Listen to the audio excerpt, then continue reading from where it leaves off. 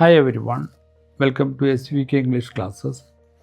My name is Sunny K. ഇന്ന് നമുക്ക് boy baby boy കേൾക്കുമ്പോൾ രണ്ടും ഒരുപോലെയാണ്. അതൊരു ചെറിയ വ്യത്യാസമുണ്ട്. ചെറിയ വ്യത്യാസമാണ്, നമുക്ക് ഇൻ്റർചേഞ്ചബിളായിട്ട് യൂസ് ചെയ്യാം. എങ്കിലും അത് രണ്ട് വേർഡാണ്, വ്യത്യസ്തതയുണ്ട് താനും. ബോയ് ബേബി എന്ന് പറയുമ്പോൾ ബോയ് കുട്ടി ബോയാണ്. പ്രസവത്തിൽ അത് കുട്ടി ജനിച്ചു കഴിയുമ്പോൾ അത് ആൺകുട്ടിയാണോ പെൺകുട്ടിയാണെന്നാണ്.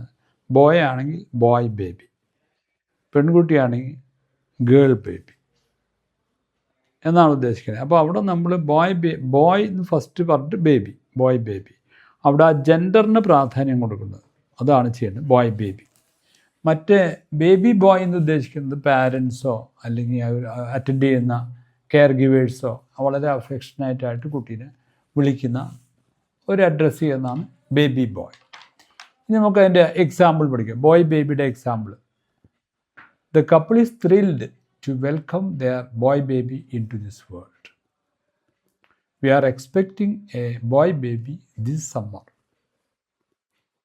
The hospital announced the birth of a healthy boy baby.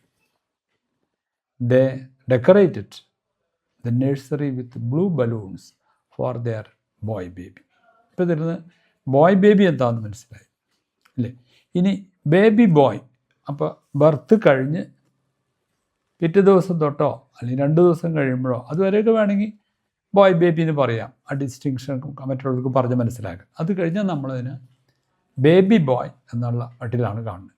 ഉദാഹരണം: look at my baby boy sleeping so peacefully. ഒരു എക്സാമ്പിൾ പറയാം: our baby boy is turning 1 next week.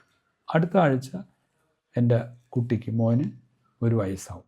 ഇനി അത് our baby boy's first steps were so adorable.